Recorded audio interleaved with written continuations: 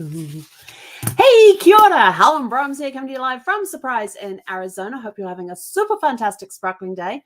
Welcome to Before the Dirt Nap podcast number 1719. Jeepers, shortchanging myself. My apologies for being on later than my scheduled time, only because I had a really great day today. And it's the beginning of the week. We love the beginning of the week because all sorts of magical things will happen. And I got to talk with a new client today, which is why it ran over. And we're like working on bits and pieces, working things out and everything else. And we're looking at some deal that was ending tonight at midnight Pacific time. And I said, just, well, you still got, and I looked at the time and went, oh, my podcast. She goes, well, this is, oh no. She goes, well, I said, my podcast started 30 minutes ago. Sorry, 15 minutes ago.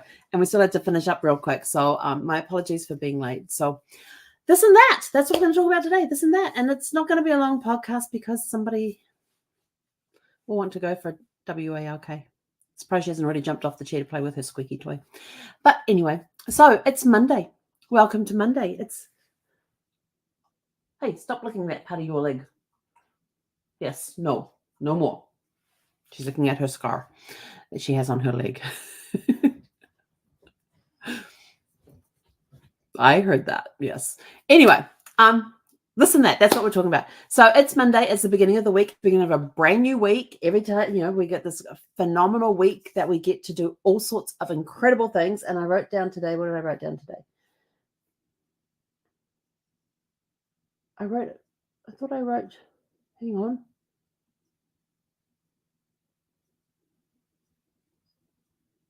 Oh, no, I didn't write that down. I thought it.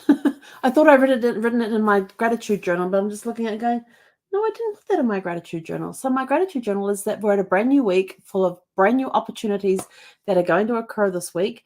And it's, are you open to new opportunities? Do you have your do you have your vibrations vibrating high enough to see those opportunities coming at you, recognize them and grab them? Because as, what's Casey's favorite saying? Sun Tzu, opportunities multiply as they are seized. So I've got a new client today, and that was awesome, amazing, everything else. Had a busy morning this morning, working on getting the house in shape a little bit. There's a few areas that just need some cleaning and tidying. So I've actually been sorting through more boxes to get ready for the inspection thing. And I did manage to get them to extend it a week. And because I just needed the extra time to get it done. So this weekend, I actually have blocked off. I'm not doing any appointments this weekend. This weekend is solely on getting the virtual inspection thing done, where I've got an app on my phone that I have to go in and take go to certain places, take certain photos. Oh, excuse me. And that sort of thing as well. So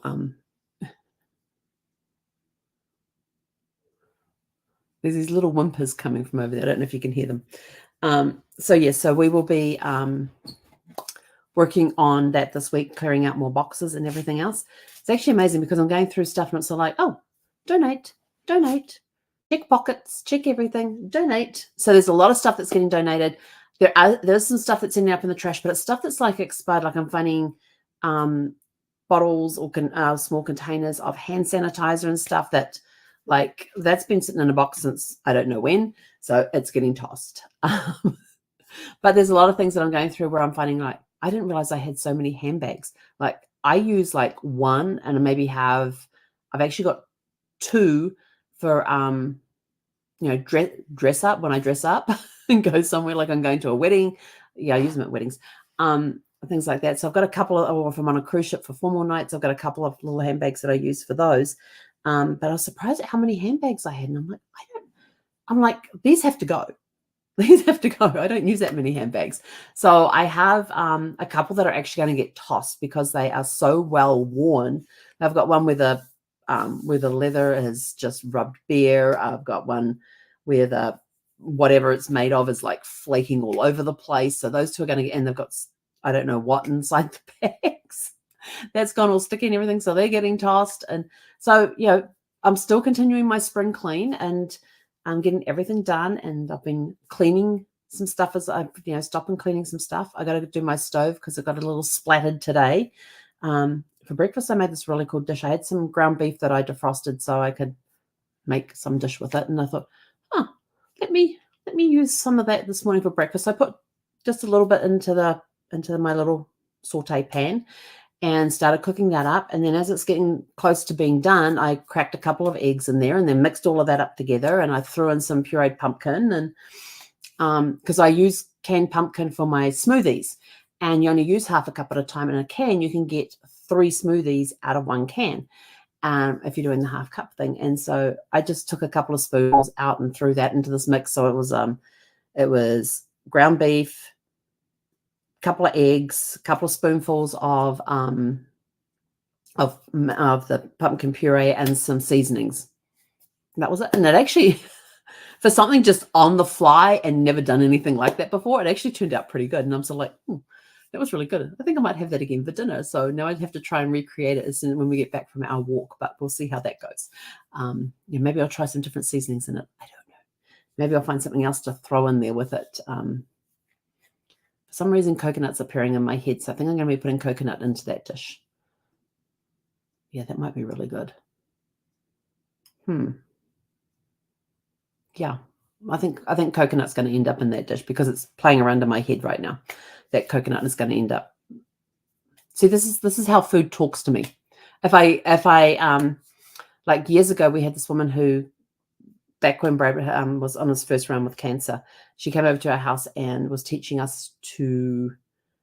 She said it wasn't vegan, but it very much was, because we never had any meat in anything. We never used any dairy or eggs or fish, nothing. It was all vegetables. It was all plant-based.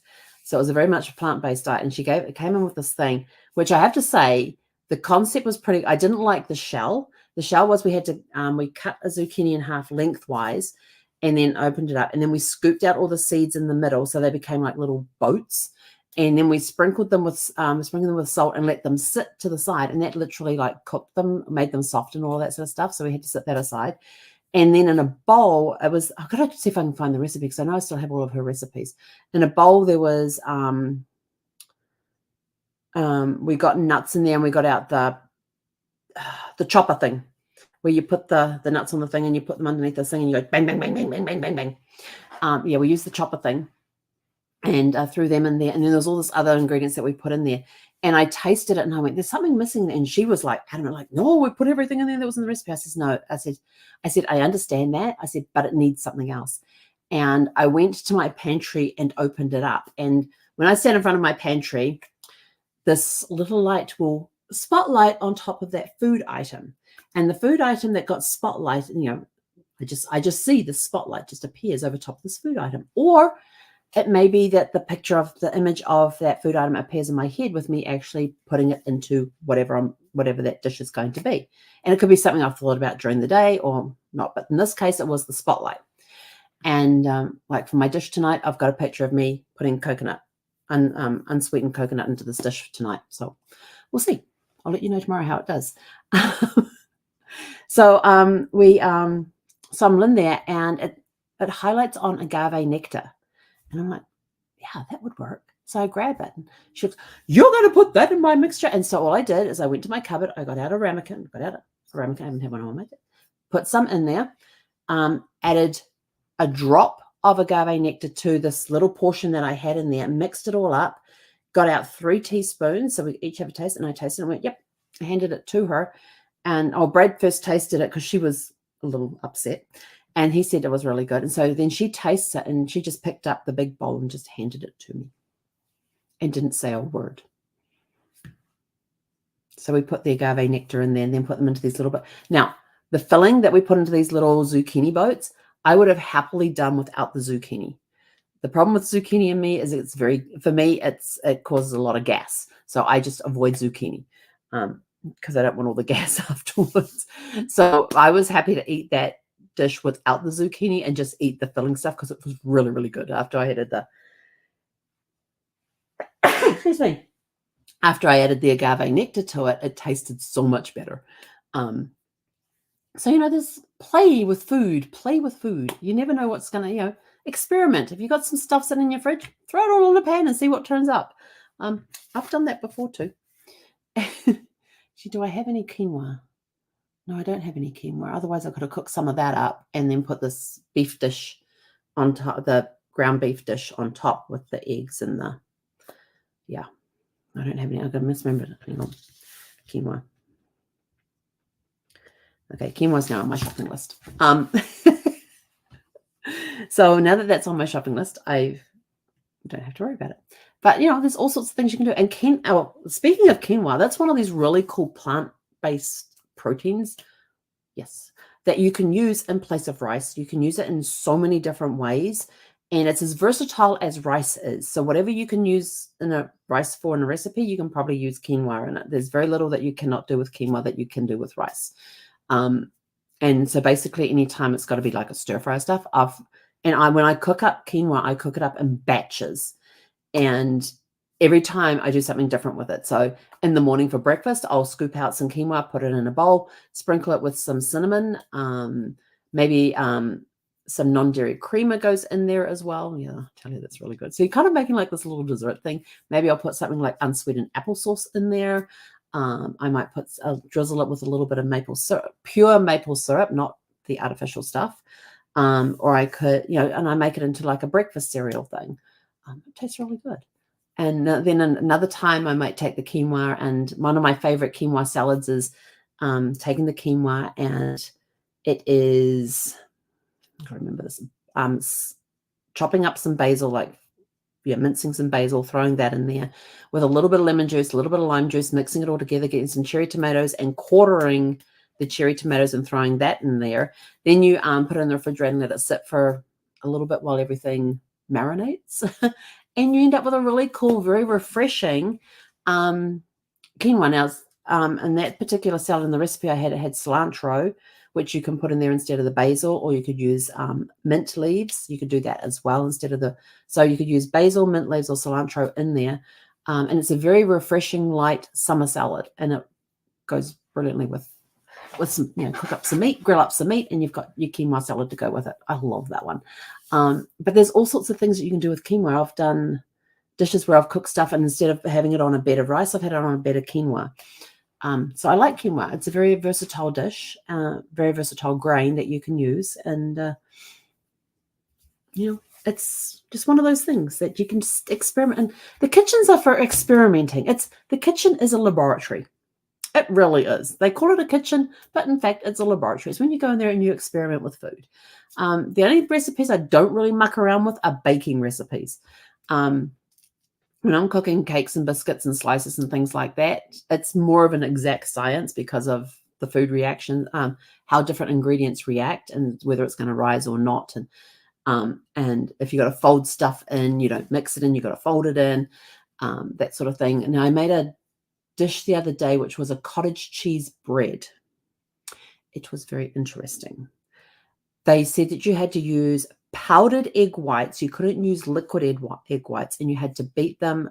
And you put in, it was a cup of the egg whites, powdered egg whites, in a cup of water, and you had to beat it to stiff peaks.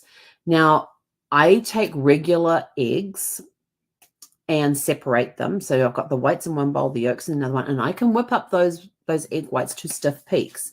And I'm sort of like thinking, well, why can't I do the same with that? But they said no liquid eggs for this recipe. And I'm like, that's interesting. I wonder why. So I'm going to have to investigate that one a little more and wonder why, because eggs are cheaper than powdered eggs, the powdered egg whites. I can tell you that. And I thought, well, when you work it out, there's 3 tablespoons to a quarter cup. So a whole cup, that's times 4. So that's 12 tablespoons in that. And the recipe was 13. I was working out the grams of protein. It was 13 grams of protein for 2 tablespoons. So I thought, So for a cup, I would have 12 tablespoons. So divide that in half as 6, and then times that by 13, and you get how many grams of protein that is, and double that to get No, that would you just didn't need to do that. So just 6 times 13, whatever that is. So that's a lot of protein in there. I was like, yes, I love that. I love my protein. I'm sorry.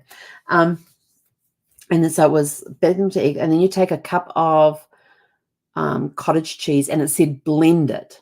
So I stuck it in my blender. The only problem was it thickened up as it was chucking, and I think it's just to get the lumps out of it and make it more of a smooth thing. And it got the point where just the blades were just spinning in place, but nothing else was moving. So then I had to figure out how to get it all out of my Vitamix.